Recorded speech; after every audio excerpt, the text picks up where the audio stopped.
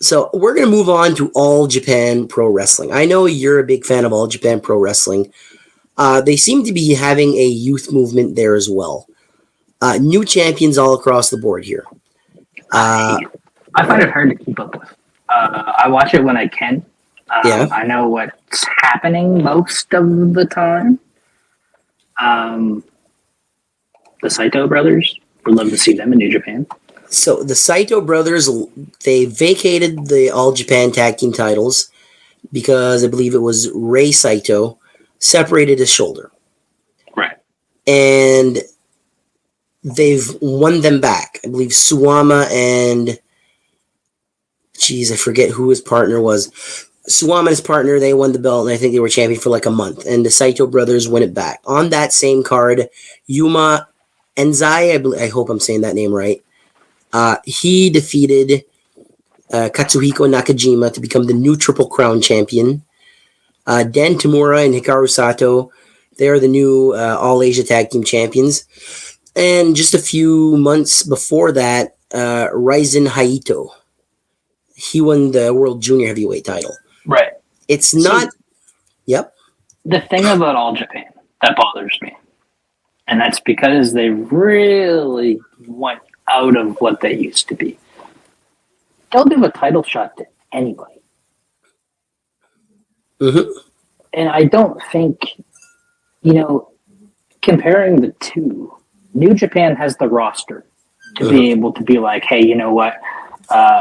Kanemaru, good work. Here's your title shot. They have the roster for that.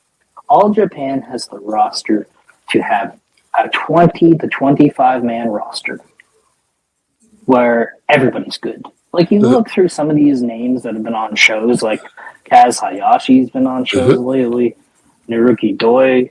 I'm looking at a show right now. Kento Miyahara, Shotaro Ashino. That kind of fizzled out because he came back in January, right? Yeah. And now they have him in a battle royal. Yeah. So, you have the Saitos, you have Suwama, Hideki Suzuki, Dan Tamura, Nakajima, why take the belt off Nakajima so quickly? He's not officially signed with All Japan. He's a freelancer. And I think this Yuma Enzai, I hope that's how you say his name, because this was the first time me seeing him. I was going to say, I hope you know his name, because I don't even know who he is. He is the new champion. I don't know if they're going with a youth movement here. He's been wrestling since 2022. So he's literally brand new. I do know who this is. I'm not a fan. Not a fan. They just put the title. He's good. It's not that he's bad, okay? He was the best rookie in 2023. Abnormally good, but he was trained by Yuji Nagata and Suwama, so he's going to be good regardless. But why are we putting the Triple Crown title on somebody who's been wrestling for less than 2 years? It'll be 2 years in September that he's wrestling. So it's not even been 2 years. Not even 2 years. Yeah. Is it a case of putting the belt on him to get the rub from the belt, and you take it off him quick, and you put it on somebody else? Because that's always one question when it comes to wrestling that comes up. It's the chicken or the egg. Which came first? Does the belt make the wrestler, or does the wrestler make the belt? The correct answer is both. Because you need a good main event wrestler to elevate the belt. And once the belt is elevated, it elevates a young star trying to get to that next level. Makes sense, right? Right. See, I'm a big show. I don't watch a lot of, All Japan. If I wanted to watch All Japan all the time, I'd buy the streaming service. But the problem with streaming services is I've already owned 10, and I can't stay up till 8 in the morning to watch the shows live, so I might as well wait until I can find them. That's the problem with Japanese stuff. I remember when Wrestle Kingdom I'd always stay up for Wrestle Kingdom, and I'd only go to bed at 9 in the morning, and it would completely screw up my sleep pattern. I used to take the day off work for Wrestle Kingdom, but then it became 2 nights. And I'm not taking both days off. Exactly. The thing with All Japan is it's good, but it's like Suwama and the team don't know who to book when. Like if you in an 8-man battle royal, you have Kento Miyahara and Shotaro Oshino. Those two probably should have been wrestling each other in the co-main event. Mm-hmm. Build the show. Why do you need to have 8 matches and have that many people in a battle royal when you could make 6 matches and have 2 really good singles matches before the main event? Yeah. You touched on Suwama. I've been watching Suwama since he was in the Voodoo Murder stable in the mid-2000s. They kind of made him the ace. He was champion multiple times. He never really became, for Japanese purposes, he never became that mainstream star that they were looking for. He was never Mitsuharu Misawa. He was never Muto. And I don't think anybody will ever be as good as Misawa. Well, Misawa, he speaks for himself. But what do you think? Like, Suwama's in the twilight of his career. He's pretty much done it all, but I'm sure some people are going to listen to this and who's Suwama? What's next for him? Is he management there now? I think he's the booker and the trainer. Okay. I'll tell you, I would have rather see him beat Nakajima. That's the thing. It's hard because now Nakajima has to, if he stays with All Japan as a freelancer, now he just needs to completely rebrand himself and rebuild up. Yeah. And I hate it when that happens to guys that are good. Yeah. What do you think happens to Nakajima? Does he stay with All Japan? Does he try his hand at a New Japan? Because I think he's one of those guys. I don't think it's that stupid to say he could be IWGP World Heavyweight Champion. He reminds me of him and Kenta remind me a lot of each other. Yeah. Kenta, Shiozaki, Marufuji, those guys all remind me of one another because they were around, they're from the same era. Mm-hmm. I think... And they're all good. They could all go wherever they wanted to and be just as good. Takeshita is a great example of Japanese wrestling right now. Most of the Japanese wrestlers that people know about could go anywhere in the world and be just as good. Yeah. Konosuke Takeshita in AEW right now, I think he's floundering. People don't realize that he came from a comedy promotion. He came from DDT. Right. He ruled there. He was their champion multiple times. But he kind of became this great wrestler. Well, put anybody with Don Callis. It's like AEW's Paul Heyman. You put anybody. I mean, Heyman, they put him because he could talk. I mean, Omega can talk, and they put him with Callis. And they just made him that much. Yeah, it gets that extra heat. Yeah, it elevates it because people hate Don Callis. That's the big thing. On the All Japan note, they need somebody. They need somebody big. I wish Ibushi was in better shape because he might not be that style, but he could take the Triple Crown title, defend it against the 10 best guys, get beat by, somebody new, and then just carry on. I think the good that's thing for this young guy, this Anzai guy. Yeah. The good thing for him is that they have 5 or 6 top-notch wrestlers that he can have 6 good title matches with. Yeah. And really see if he's worth it. But I'd rather him do a 6-match trial series against all 6 of them than have the belt already. Who's the guy that they've been pushing the last few years? His name's escaping me. Kento Miyahara. Right, yeah. Kento Miyahara. Why wasn't he the guy to beat Katsuhiko Nakajima? That's their ace. 8-man tag match. So is the Miyahara project done? I mean, it could be. What's that other guy's name? You just reminded me of somebody too who went to New Japan and looked like crap. He was in the G1 Climax. He's also somebody they're trying to push, but I don't know I can't remember if it's Noah or All Japan. Not Kaito Kiyomiya.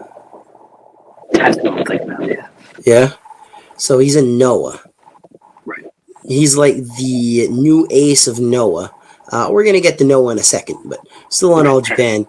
In your opinion, the Miyahara push for the last 5 years, I'm going to say, because he won the belt relatively young too. Yeah, he's only 35. He's only 35, so it must have been like in his rookie year, I think he won the not the IWGP, but the Triple Crown. A win or a fail? Their problem is they have too many guys that are around the same age. Yeah, because like you have Miyahara, you have Ashino. I mean, Nakajima's 36. They're all from that. You don't really have anybody young. Like you have this 22-year-old, and then you have 34 and up. So there's like a 12-year gap. With a company like All Japan, that's most definitely not what it used to be. Like, let's be fair here. When Giant Baba passed away in January of 1999, the company never really recovered. No, you know, it was on life support, and it soldiered on. It survived on the skin of its teeth.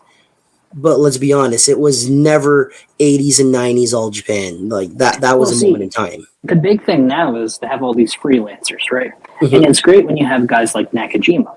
But when you have guys who look like they weigh 140 pounds soaking wet, it's never made sense to me why All Japan came out with the junior heavyweight title. They were the badasses beat the crap out of each other. Like, man, you go from rookie Choshu to like watching Rising Hayato wrestle, and it's like, this is not what it used to be. No, Noah had that problem too, where you're a junior heavyweight and you'd graduate to the heavyweight, right? But you're still a junior heavyweight. You're still of that weight limit. You're not bigger. Like Keno's a great example of that. You've got Nakajima, you've got Suwama, you've got Miyahara and Ashino, Kaz Hayashi. You know, Suzuki's a freelancer. Suzuki, to me, right now, would be a perfect Triple Crown champion. Now you're talking about Minoru Suzuki. Yes. I think Minoru Suzuki would be the perfect Triple Crown champion to come in and beat the crap out of this 22-year-old. I think everybody, like, to get back to that's the thing. All Japan's not worried about being international. They just want to be good in Japan. Yeah. If you wanted to elevate your roster, you know, get rid of 68-year-old Tsushi Onita, or however old he is. He looks like he's 68. He's probably 68. Let's see. Onita is 66. We weren't far off. But if you want that international crowd, which I'm not sure if they do, and you want to have a good roster, bring Suzuki in. Bring Suzuki in, have him fight this new kid after he goes through all these 6 people, and really transition it back to old-time All Japan. That's what I want to watch. Do you know who's someone that if he would leave WWE right now would be perfect for All Japan Pro Wrestling? Shinsuke Nakamura. He comes in. I was in New Japan. I was in WWE. I'm coming here. I won your belt immediately. Just make him uber heel, and have all the All Japan guys try and get the belt, and then you have your new ace take the belt from Nakamura. Nakamura would be great. Kenta would be great. Minoru Suzuki would be great. What's Goto doing these days? Winning tag titles. Right. Have them go on an excursion to All Japan. Because, I mean, now they're doing that big Wrestle Festival show, or Festival of Wrestling show. Yeah. They all clearly want to work together. But, man, like, where are all the heavyweights from America that they used to bring in? Yeah. All Japan was huge for that. Like, a guy like... I always thought Eddie Kingston should be in All Japan. Well, Eddie Kingston is clearly inspired by All Japan. Even him winning 3 belts. He literally told Tony Khan, I want to be like Toshiaki Kawada. I want to have 3 belts. So that's where Tony Khan's not a good boss. He's a good friend. He's like, yes, sir. 3 belts. Here you go. Here's the Continental Crown, the Strong title, and the ROH World title. Unnecessary. Too many belts to put on one guy. Too many belts altogether. But he's clearly inspired by 90s All Japan. And, like, I don't think there's any better professional wrestling than 90s All Japan. You know, those Kawada, Kobashi, Misawa. Misawa. And even Tiger Mask was good in All Japan. They're all good. Hiroyoshi Tenzan, Nagata, like those are guys that I could think of 20 guys right now where it's like this roster is the best roster all around in Japan. For what they need it to be, just put the belt back on Suwama and move on. Well, here's the thing with Suwama, though. Like, for the last 5 years, Suwama can't hold a title for more than a month. Right. Like, okay, he's a 10-time Triple Crown champion or whatever. Like, what, 6 of those he held it for a month or less? Yeah, he's basically the Ric Flair of all Japan. Yeah. So, if Suwama's booking it, he's booking him to, like, be the bumper between wrestlers.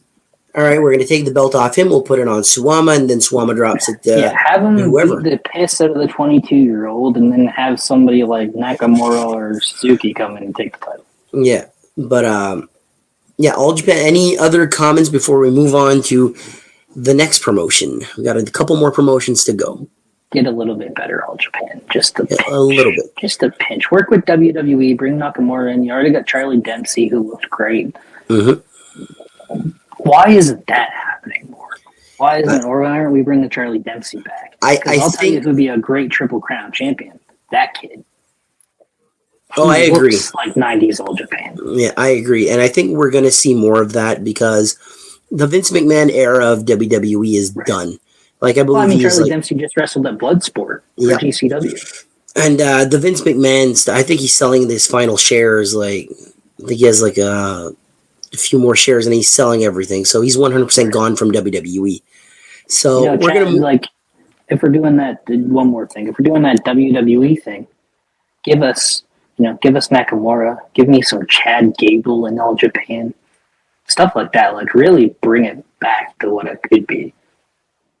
Absolutely. Chad Gable in All Japan. I feel like Chad Gable, they'd stick him. Braun Breaker. I think Chad Gable, they'd stick him in the junior division.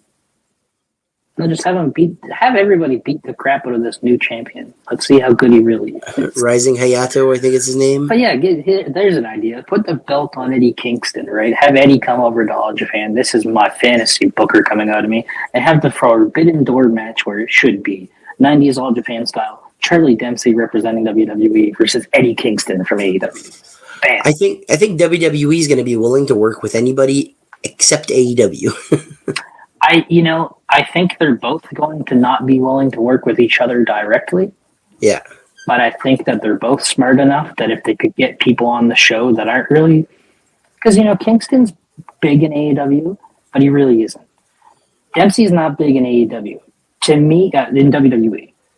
To me, that would be... If All Japan really wants to bring themselves back, find a way to make that work. Yeah. And do it at the Tokyo Dome, just to piss New Japan off. Yeah. So we're going to move on to the next promotion. This one I know you know a little bit more about. We're going to talk about Stardom. And Stardom's been in the news a lot lately. Julia left. Rossy Ogawa left. Just wanted a quick thought on that for you. What's next for Stardom?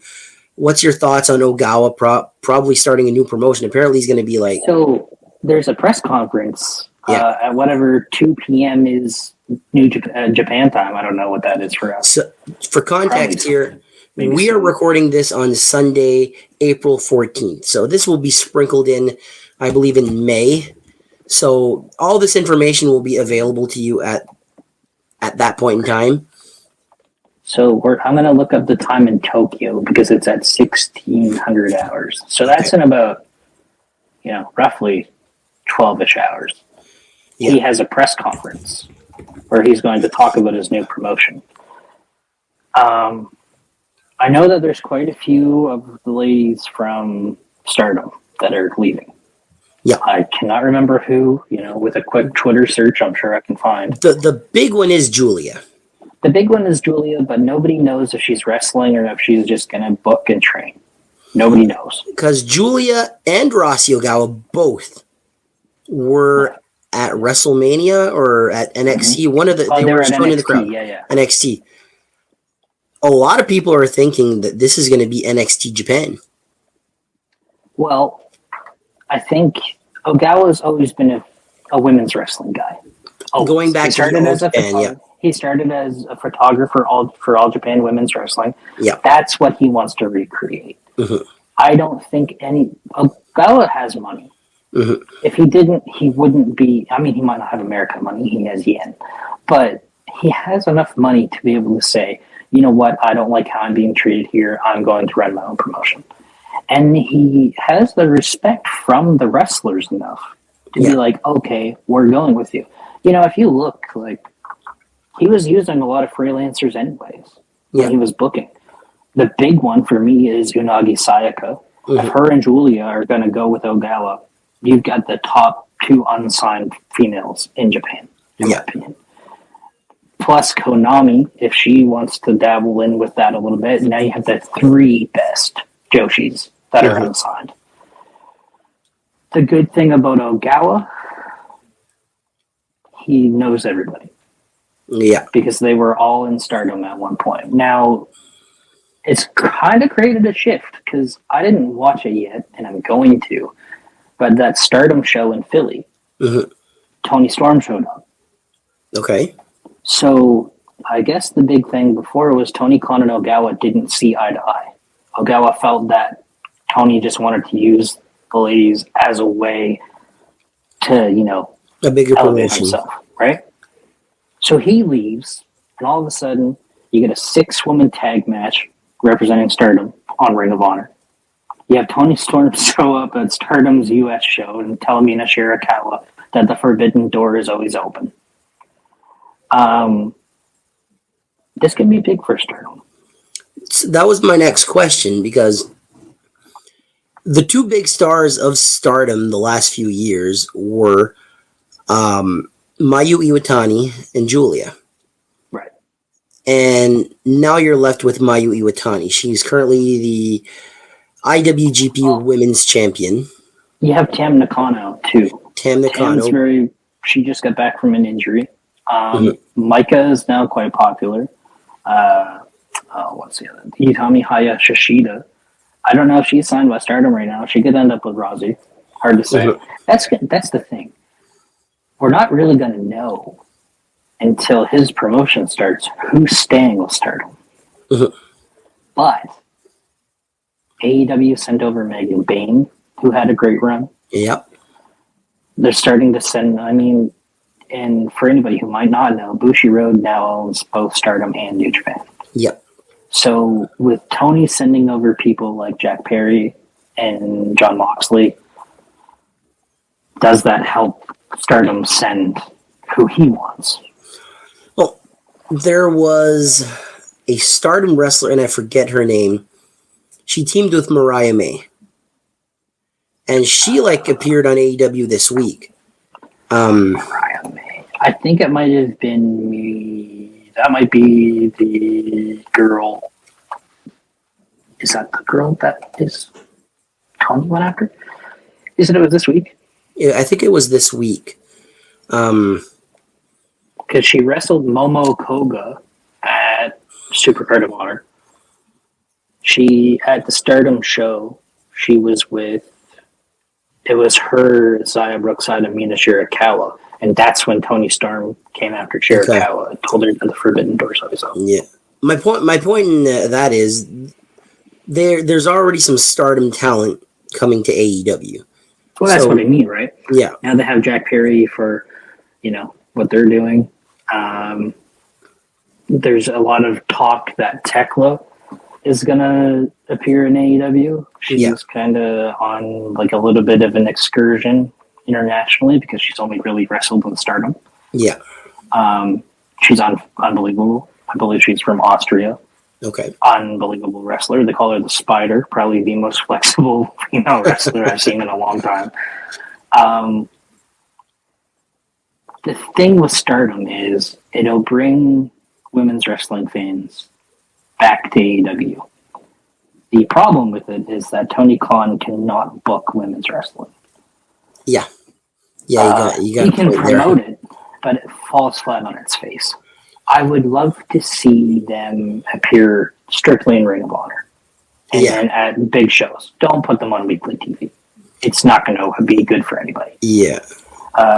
In my opinion, right now, Stardom is the best in the world for women's wrestling. WWE is becoming a strong number 2. Yeah. The women's wrestling in WWE has gotten strong, especially the last 3 years. Yeah. Let's not forget, though, who's in AEW now? Mercedes Moné.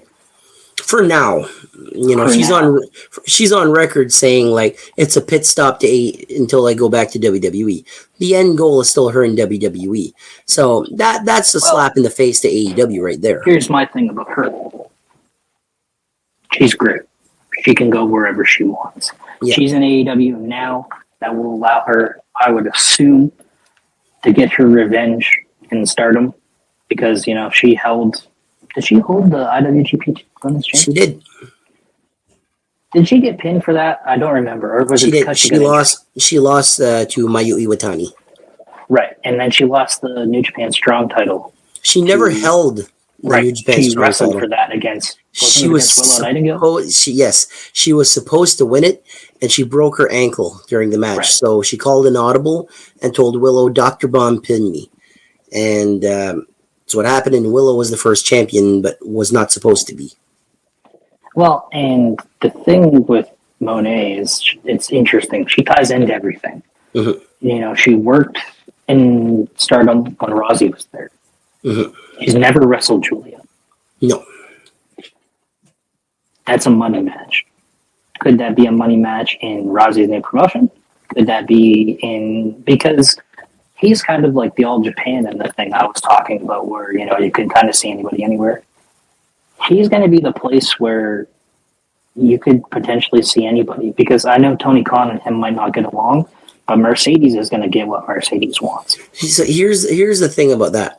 I think whatever Rossy Ogawa does goes back to WWE. I think WWE is going to work with him while AEW is going to work with Stardom. And I don't think you're going to see them commingling because right now it is WWF versus WCW only. It's AEW and WWE.